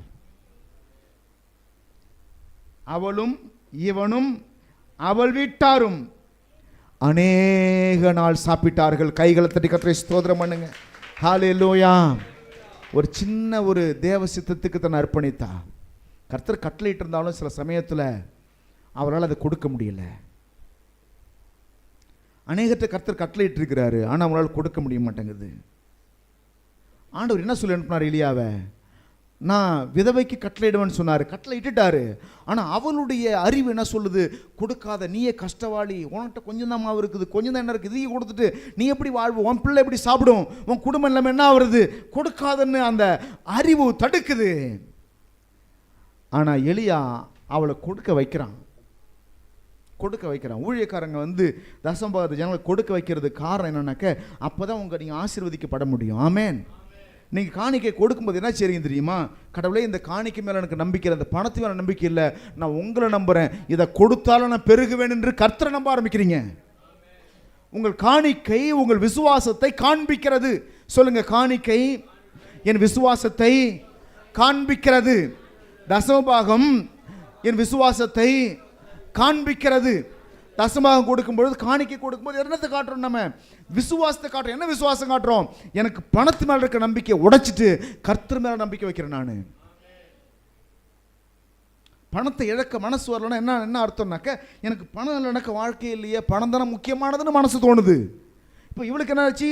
இந்த மாவு தானே முக்கியம், இந்த எண்ணெய் தானே முக்கியம்னு மனசுக்கு தோணுது. அதை இழக்க மனசு இல்லை அவளுக்கு. ஆனால் எலியா சொல்றாரு, நீ கொடுத்து பாரு, பஞ்சகாலம் முடிகிற வரைக்கும் உன் வீட்டில் எண்ணெயும் மாவும் குறையாது, நீ செய்து பாரு. அதுக்கப்புறம் வாதாடலை, வாக்குவாதம் பண்ணலை. அவருடைய சூழ்நிலையும் எலியாவுக்கு புரியுது தான். எலியா கேட்டது காரணம் எலியாவுக்காக கிடையாது, அந்த பெண்ணுடைய வாழ்க்கை ஆசீர்வதிக்கப்பட. என்ன நடந்துச்சு? ஒரு நாள் எலியாவுக்கு ஒரு சின்ன அடையை பண்ணி கொடுத்தா. எலியா ஆசீர்வாதத்தினால பஞ்சகாலம் முடிகிற வரையில் யார் சாப்பிட்டாங்க? யார் சாப்பிட்டாங்க? அவளும் அவனும். எல்லாம் சொல்லுங்க, அவளும். அந்த ஏழை விதவையும் சாப்பிட்டா, இந்த எலியாவும் அந்த வீட்டில் இருந்து சாப்பிட்டான். காலையில் ஒரு 4 கோதுமை மாவில் செய்யப்பட்ட அடைன்னு சொன்னான், அந்த அம்மாவுக்கு 4 அடைன்னு சொன்னான், அவங்க பையனுக்கு ஒரு 4 அடைன்னு சொன்னான். காலையில் ஒரு 1/2 கிலோ மாவு, 3/4 கிலோ மாவு, மதியம் ஒரு 3/4 கிலோ மாவு, நைட்டு ஒரு 3/4 கிலோ மாவு. கிட்டத்தட்ட பார்த்தீங்கன்னாக்கா 1 கிலோ வச்சிங்க, ஒரு நாளைக்கு 3 கிலோ மாவுன்னு எடுத்துக்கிட்டாக்க 2.5 வருஷத்துக்கு கணக்கு பண்ணுங்க, எத்தனை கிலோ மாவுன்னு கணக்கு பண்ணி பாருங்க. ஒரு நாளைக்கு 3 கிலோ மாவுன்னு சொன்னா 2.5 வருஷத்துக்கு எத்தனை கிலோ மாவு செலவாயிருக்குன்னு செஞ்சு பாருங்க. அத்தனை நாட்களும் கர்த்தர் நடத்தினார். ஆமென். இவன் ஆசீர்வதிச்சுட்டு இவன் ஒரு 4 நாள் வாங்கிட்டான், அவ்வளோதான். 4 நாள் வாங்கியிருப்பான்னு நினைக்கிறேன். ஆனால் அவ சாப்பிட்டா அவங்க வீட்டார் அனைவரும். இப்போ பாருங்க, இந்த வசனம் என்ன சொல்லுதுனாக்க, பாருங்க என்ன நடந்துச்சு அப்படின்னாக்க, அவளும் இவனும் அவள் வீட்டாரும். அவள் வீட்டாரும் யாராரு? முன்னாடி பையன் மட்டும்தான் ஞாபகத்தில் இருந்தான் இவளுக்கு. இப்போ அண்ணன் தம்பி சொந்தக்காரங்க பந்தக்காரங்க எல்லாம் வந்தாச்சு. புரியுதா உங்களுக்கு? அவள் வீட்டார்னு என்ன அர்த்தம்? எப்படி சொல்லியிருக்கணும்? அவளும் எலியாவும் அவளுடைய மகனும் சொல்லியிருந்தாக்க 3 பேர் தான். இவன் என்ன செஞ்சிட்டான்? எப்பொழுது கர்த்தருடைய ஆசீர்வாதம் பெருக ஆரம்பித்ததோ, அவளும் இவனும் அவள் வீட்டார் அனைவரும் சேர்ந்து சாப்பிட்டார்கள். அல்லேலூயா சொல்லலாமா? தேவ தரிசனத்தில் வாழ்கிற மனுஷனும் ஆசீர்வாதமாக இருப்பான், தேவ தரிசனத்திற்காய் பிரயாசப்படுகிறவனும் ஆசீர்வாதமாக இருப்பான், தேவ தரிசனத்தோடு கூட இணைந்திருக்கிற மனுஷனும் ஆசீர்வாதமாக இருப்பான். கைகளை தட்டி கர்த்தரை ஸ்தோத்திரம் பண்ணுங்க. ஹல்லேலூயா. நீங்க தேவ தரிசனத்தில் வாழ்வீங்கன்னு சொன்னா, தேவ திட்டத்தில் வாழ்வீங்கன்னு சொன்னாக்க, கர்த்தர் உங்க மேல வைத்திருக்க திட்டத்தை புரிந்து கொண்டீர்கள் என்று சொன்னால், தேவன் இருக்க சொன்ன இடத்துல இருப்பீங்கன்னு சொன்னா, கர்த்தர் செய்ய சொன்னதை செய்வீங்கன்னு சொன்னா, நான் சொல்றேன், உங்க வாழ்க்கையில உங்க குடும்பத்தில் குறைவில்லாமல் கர்த்தர் பாதுகாப்பார். விசுவாசிக்கிறீங்களா? எத்தனை பேர் விசுவாசிக்கிறீங்க? ஆமென். கர்த்தர் ஆபிரகாமை பார்த்து கர்த்தர் சொல்றார், ஆபிரகாமே, நான் உன்னை ஆசீர்வதிக்க ஒரு திட்டம் வச்சிருக்கிறேன், உன்னை பெருக வைப்பதற்கு ஒரு திட்டம் வைத்திருக்கிறேன். நீ எப்படி இருக்கிற இன்னைக்கு இன்ன வரைக்கும்? நீ ஒண்டிக்கட்டையா இருக்கிற, நீ இருக்கிற, உன் மனைவி இருக்கிறாங்க, அவ்வளவுதான். உனக்கு பிள்ளைகளே கிடையாது. ஆனால் எனக்கு உன் மேல ஒரு திட்டம் இருக்குது. அந்த திட்டத்தை கர்த்தர் வெளிப்படுத்துறாரு. ஆபிரகாமுக்கு வெளிப்படுத்துறாரு. என்ன சொல்றாரு தெரியுமா? ஆபிரகாமுக்கு சொல்றாரு, நீ இன்னைக்கு செய்ய வேண்டிய ஒரு வேலை இருக்குது. என்ன வேலை அப்படின்னு சொன்னா, நீ உன் இனத்தையும் உன் ஜனத்தையும் உன் தகப்பன் வீட்டையும் உன் தேசத்தையும் விட்டு நான் சொல்ற தேசத்துக்கு போ. நான் உன்னை ஆசீர்வதிக்கவே ஆசீர்வதிப்பேன். கைகளை கர்த்தரை ஸ்தோத்திரம் அல்லமா. ஹல்லேலூயா. எத்தனை பேர் விசுவாசிக்கிறீங்க? கர்த்தர் என் மேலே ஒரு திட்டம் வச்சிருக்கிறாரு. என் குறைவுகள் நிறைவாவதற்கான திட்டத்தை கர்த்தர் வைத்திருக்கிறாரு. என் வியாதி மாறுவதற்கான திட்டத்தை கர்த்தர் வைத்திருக்கிறாரு. என் வறுமை மாறுவதற்கான திட்டம் வைத்திருக்கிறாரு. என் எதிர்காலம் ஆசீர்வதிக்கப்படுவதற்கான திட்டம் கர்த்தர் வைத்திருக்கிறாரு. விசுவாசிக்கிறவங்க ஆமென் சொல்லலாமா? அந்த திட்டத்திற்கு என்னை அர்ப்பணிக்கிறேன். அவர் சித்தம் செய்ய நான் அர்ப்பணிக்கிறேன். தேவ பிள்ளைங்க அந்த அர்ப்பணத்துக்குள்ள வரணும் பாருங்க. தேவ சித்தம் செய்ய அர்ப்பணிக்கணும். கர்த்தருடைய விருப்பத்தை நிறைவேற்ற அர்ப்பணிக்கணும். ரொம்ப கஷ்டமான ஒரு காரியம்தான். சில சமயத்தில் கர்த்தர் போன்னு சொல்லும்பொழுது விட்டுட்டு வான்னு சொல்லும்பொழுது எப்படி விட முடியும்? சில பாவத்தை விட்டுட்டு வான்னு சொல்லும்போது இப்படி விடுறது. நீண்ட நாளாக தொடர்ந்து இருந்தாச்சே, நீண்ட நாட்களாய் செய்தாச்சே, எப்படி விடுவது? விடணும்னு சொன்னால் விட்டு தான் ஆகணும். எல்லாம் சொல்லுங்க, விடணும்னு சொன்னால் விட்டு தான் ஆகணும். அது எவ்வளோ பெரிய நீங்கள் நேசித்த விஷயமா இருந்தால் கூட விடுவதற்கு ஆயத்தமாக இருக்கணும். கர்த்தர் சொல்கிற இடத்துல வாழ்வதற்கு பிரயாசப்படணும். வசனம் எப்படியாய் சொல்கிறது? ஏற்ற காலத்தில் உயர்த்தும்படிக்கு அவருடைய பலத்த கைக்குள் அடங்கி இருங்கள். எல்லாம் சொல்லுங்க, ஏற்ற காலத்தில் உங்களை உயர்த்தும்படிக்கு அவருடைய பலத்த கைக்குள்ள அடங்கி இருங்கள். கர்த்தர் ஏற்ற காலத்தை வைத்திருக்கிறார். ஆமென் சொல்லலாமா? ஒரு திட்டத்தை வைத்திருக்கிறார். என் கண்ணீரை துடைப்பதற்கு ஒரு காலத்தை கர்த்தர் வைத்திருக்கிறார். என்னை விசாலமான இடத்துல வாழ வைப்பதற்கு கர்த்தர் ஒரு திட்டத்தை வைத்திருக்கிறார். விசுவாசிக்கிறீங்களா? அந்த காலத்தில் கர்த்தர் நிச்சயமாய் செய்வார். எல்லாம் சொல்லுங்க, நிச்சயமாய் செய்வார். விசுவாசிக்கிற நிச்சயமாய் செய்வார். அந்த காலம் வர்ற வரையில் என்ன செய்யணும்? கர்த்தர் சொன்னபடி கேட்டுக்கிட்டு அவர் விருப்பத்தை செய்கிற மனுஷனா, அவர் சித்தத்தை செய்கிற மனுஷனா, அவருடைய பலத்த கைக்குள்ள நான் அடங்கி இருக்க வேண்டும். ஆமென். எப்பொழுதும் பிரச்சனை பண்ணக்கூடாது. தேவனுக்கு பிரியமில்லாத காரியத்தெல்லாம் செய்து கொண்டே இருக்கக்கூடாது. தேவ சித்தத்திற்கு என்ன அர்ப்பணிக்கணும். எல்லாம் சொல்லுங்க, தேவ சித்தத்துக்கு எல்லாரும் அர்ப்பணிக்கலாமா? எல்லாரும் அப்படி எழுந்து இருக்க போகிறோம். இன்னைக்கு தேவ சித்தத்திற்கு நம்ம அர்ப்பணிக்க போகிறோம். ஆண்டவரே, இன்னைக்கு என்ன உங்கள் சித்தத்துக்கு அர்ப்பணிக்கிறேன். என் விருப்பத்தின்படி அல்ல, உங்கள் விருப்பத்தின்படி எல்லாவற்றையும் செய்ய நான் அர்ப்பணிக்கிறேன். உங்கள் சித்தத்தின்படி வாழ என்ன அர்ப்பணிக்கிறேன். எல்லாரும் ஒப்பு கொடுத்து ஜெபம் பண்ண போகிறீங்க. எல்லாரும் ஜெபம் பண்ண போகிறீங்க. கர்த்தர் ஒரு திட்டத்தை வைத்திருக்கிறார். உன்னை உயர்த்துவதற்கு ஒரு திட்டம் வைத்திருக்கிறார். எலியாவை போஷிப்பதற்கு திட்டம் வைத்திருந்தது போல தேவனுடைய பிள்ளையை உன்னை ஆசீர்வதிப்பதற்கான ஒரு திட்டத்தை கர்த்தர் வைத்திருக்கிறார். உன் எதிர்காலத்திற்காய் உனக்கு திட்டம் இருக்கோ இல்லையோ, தேவன் ஒரு திட்டத்தை வைத்திருக்கிறார். இங்கே இருக்கிற வாலிப பிள்ளைகளை பார்த்து சொல்லுகிறேன், வாலிப பசங்களை பார்த்து சொல்கிறேன், இந்த காலத்தில் ஜெபம் பண்ணு. இந்த வாலிப நாட்கள் ஆண்டவர்கிட்ட கேளு, ஆண்டவரே என் எதிர்காலத்திற்கான திட்டத்தை என்ன திட்டத்தை வச்சுருக்கீங்க ஆண்டவரே, என் எதிர்காலத்தில் என்னவாய் மாறணும் திட்டம் வச்சுருக்கிறீங்க, என் எதிர்காலம் என்ன என்று சொல்லி கேளு. கர்த்தர் வெளிப்படையாய் அதை வெளிப்பாடாய் கர்த்தர் உனக்கு கொடுப்பார். எல்லாரும் ஒப்பு கொடுத்து ஜெபம் பண்ணலாமா? ஆண்டவரே, ஆண்டவரே ஸ்தோத்திரம், உம்முடைய சித்தத்திற்கு நான் அர்ப்பணிக்கிறேன்னு சொல்லி ஒப்பு கொடுப்போம். ஹல்லேலூயா. நன்றி ஆண்டவரே, நன்றி கர்த்தாவே. எல்லாரும் ஒப்பு கொடுத்து அப்படியே ஜெபம் பண்ணுங்க. எல்லாரும் ஒப்பு கொடுத்து ஜெபம் பண்ணுங்க. தேவ சித்தத்திற்கு உங்களை அர்ப்பணிங்க. தேவனுடைய சத்தத்தை கேளுங்க. கர்த்தர் என்ன செய்ய சித்தம் வைத்திருக்கிறார் என்பதை அறிந்து கொள்ளுங்க. பவுல் ஆண்டவரை பார்த்து சொல்லுகிறான், ஆண்டவரே நான் என்ன செய்ய நினைக்கிறேன், நான் என்ன செய்ய சித்தமாக இருக்கிறேன் ஆண்டவரே. ஓ ஹல்லேலூயா. என் வாழ்க்கை குறித்து தானே உங்கள் திட்டம் என்ன ஆண்டவரே, என் எதிர்காலத்தை குறித்த நம்முடைய திட்டம் என்ன ஆண்டவரே. நன்றி நன்றி நன்றி கர்த்தாவே. ஸ்தோத்ரம் ஸ்தோத்ரம் ஸ்தோத்ரம் ஸ்தோத்ரம்.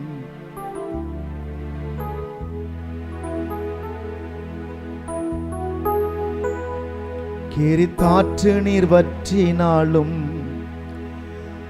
தேசம் பஞ்சத்தில் வாடினாலும்,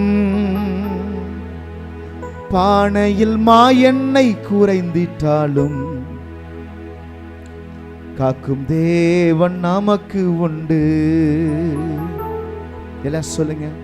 கேரித்தாற்று நீர் வற்றினாலும், தேசம் பஞ்சத்தில் வாடினாலும், பானையின் மாயெண்ணெய் குறைந்திட்டாலும், காக்கும் தேவன் நமக்கு உண்டு. கர்த்தர் உண்டு, அவர் வார்த்தை உண்டு, தூதர் உண்டு, அவர் சமூகம் உண்டு. கர்த்தர் உண்டு. கைகளை தட்டி அவர் சமூகம் உண்டு. ஆற்று நீர் வற்றினாலும், தேசம் பஞ்சத்தில் வாடினாலும், பானையில் மாயெண்ணெய் குறைந்திட்டாலும், காக்கும் தேவன் நமக்கு உண்டு. பானையில் மாயெண்ணெய் குறைந்திட்டாலும், காக்கும் தேவன் நமக்கு உண்டு. இல்லை என்ற நிலை வந்தாலும், இருப்பாதை போல அழைக்கும் தேவன். இல்லை என்ற நிலை வந்தாலும், இருப்பாதை போல அழைக்கும் தேவன். உயிர்ப்பிக்கும் ஆவியினால் உருவாக்கி நடத்திடுவார். கர்த்தர் உண்டு, அவர் வார்த்தை உண்டு. தூதர் உண்டு, அவர் அற்புதம் உண்டு. கர்த்தர் உண்டு, அவர் வார்த்தை உண்டு. தூதர் உண்டு, அவர் அற்புதம் உண்டு. கர்த்தர் உண்டு, அவர் வார்த்தை உண்டு.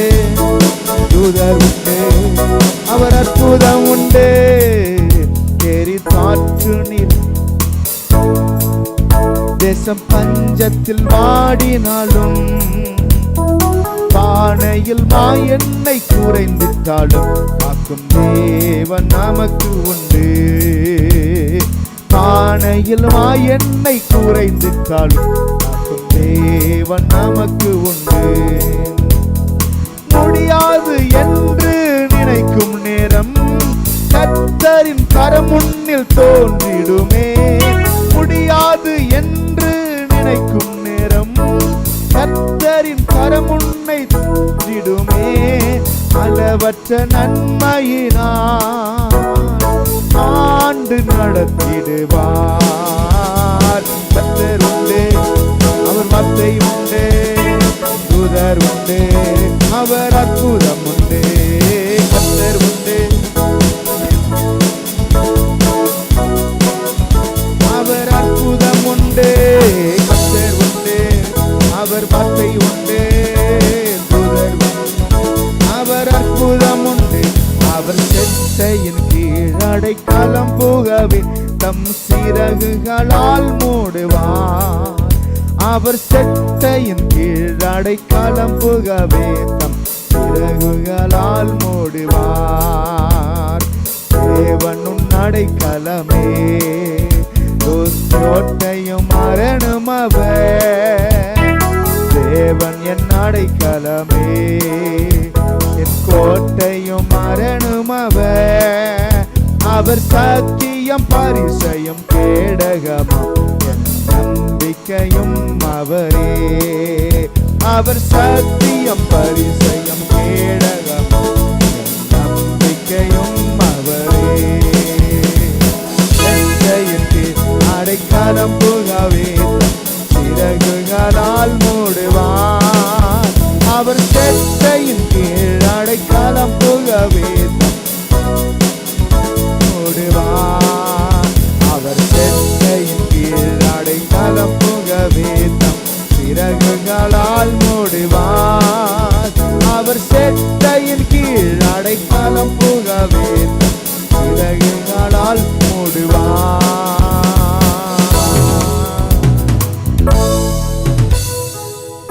எல்லாரும் கைகளை திரிகத்தை ஸ்தோத்திரம் பண்ணு. ராபாலா ஹருடா ஹதனா மரியாதனாதி ஓரி கந்தனா பஷந்தே. நன்றி ஆவியானவர். எல்லாரும் ஒப்பு கொடுத்து ஜெபம் பண்ணலாமா? தேவ சித்தத்திற்கு அர்ப்பணிப்போம். நாம் பாட்டுக்கு எங்கேயோ வாழ்ந்துக்கிட்டு எப்படியோ வாழ்ந்துட்டு இருப்பதல்ல தேவ சித்தம். தேவன் என்னை குறித்து என்ன சித்தம் வச்சிருக்கிறாரு, என் பிள்ளைகளை குறித்து என்ன சித்தம் வச்சிருக்கிறார், எதிர்காலத்தை குறித்து என்ன சித்தம் வச்சிருக்கிறாரு. அந்த சித்தத்துக்கு நான் அர்ப்பணிக்கிறேன், அந்த சித்தத்துக்கு நான் விட்டு கொடுக்கிறேன். ஆண்டவர் என்னை ஆசீர்வதிக்க, அவருடைய சித்தம் நிறைவேற என்னை அர்ப்பணிக்கிறேன் எல்லாம் சொல்லலாமா? என்னை அர்ப்பணிக்கிறேன் ஆண்டவரே. ஹல்லேலூயா.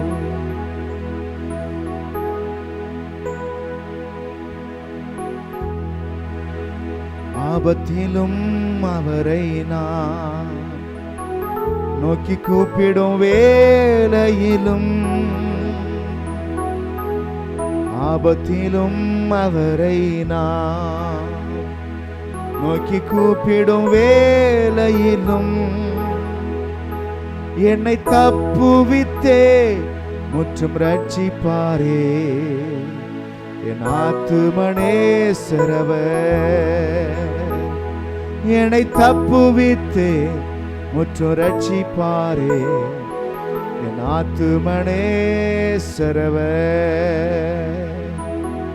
அவர் செட்டையின் கீழ் அடைக்கலம் புகவே தம் சிறகுகளால் மூடுவார். அவர் செட்டையின் கீழ் அடைக்கலம் புகவே தம் சிறகுகளால் மூடுவார். சேர்ந்து அவர் செட்டையின் கீழ் தம் சிறகுகளால் மூடுவார்.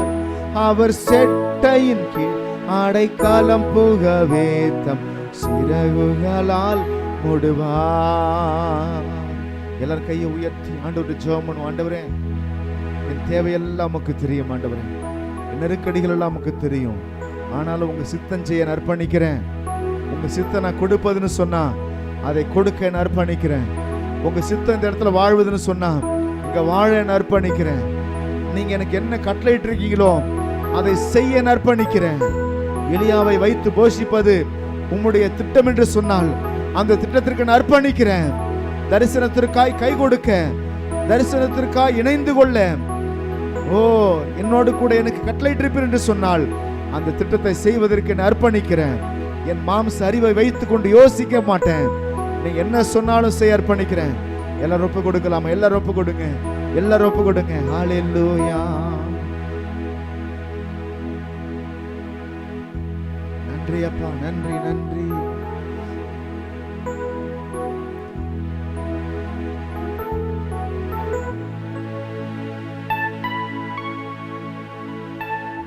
எல்லாரும் ஒப்பு கொடுத்து ஜெபம் பண்ணலாமா? எந்தெந்த காரியத்தில் இன்னைக்கு நீங்க கீழ்ப்படியாம இருக்கீங்க, எந்தெந்த காரியத்தில் விட்டு கொடுக்காம இருக்கீங்க, கர்த்தர் பேசியும் கூட அதை ஏற்றுக்கொள்ளாமல் எந்தெந்த காரியத்தில் இருந்திருக்கீங்க, ஆண்டவர் சொல்லுங்க. ஆண்டவரே, இன்னைக்கு அந்த காரியத்தில் நான் மனம் திரும்ப விரும்புறேன், அந்த காரியத்தில் நான் விட்டு கொடுக்க விரும்புறேன். நீங்க என்ன செய்ய சொல்றீங்களோ அதை செய்வதற்கு நான் இன்னைக்கு ஆயத்தமா இருக்கிறேன். உங்க விருப்பம் தான் என் விருப்பம், உங்க ஆசை தான் என் விருப்பம். ஹல்லேலூயா. எண்ணமெல்லாம் ஏக்கமெல்லாம் உம் சித்தம் செய்வதுதானே. என் எண்ணமெல்லாம் ஏக்கமெல்லாம் உம் சித்தம் செய்வதுதானே. எஜமானனே, எஜமானனே, என்னேசு ராஜனே. எல்லாரும் சொல்லுங்க. ஆண்டவரே, உங்க சித்தம் செய்ய அர்ப்பணிக்கிறப்பா, உங்க விருப்பத்தை நிறைவேற்ற அர்ப்பணிக்கிறேன். ஆண்டவரே, இந்த நல்ல காலை பொழுதுல, மதிய பொழுதுல உங்களுடைய சமூகத்தில் அர்ப்பணிக்கிறேன். கர்த்தாவே, எங்கள் ஒவ்வொருவரையும் ஆசீர்வதிப்பீராக. எல்லா குறைகளும் நிறைவாகட்டும் கர்த்தாவே. உங்களுடைய சித்தம் எங்கள் வாழ்க்கையில் நிறைவேறட்டும். இயேசுவின் நாமத்தில் ஜெபிக்கிறோம் நல்ல பிதாவே. ஆமென், ஆமென். எல்லாரும் சேர்ந்து சொல்லலாமா? அதுக்கு முன்னாடி 2 ஜவுரி பண்ணிடலாம். இன்னைக்கு யாராவது புதுசாக வந்திருக்கீங்களா?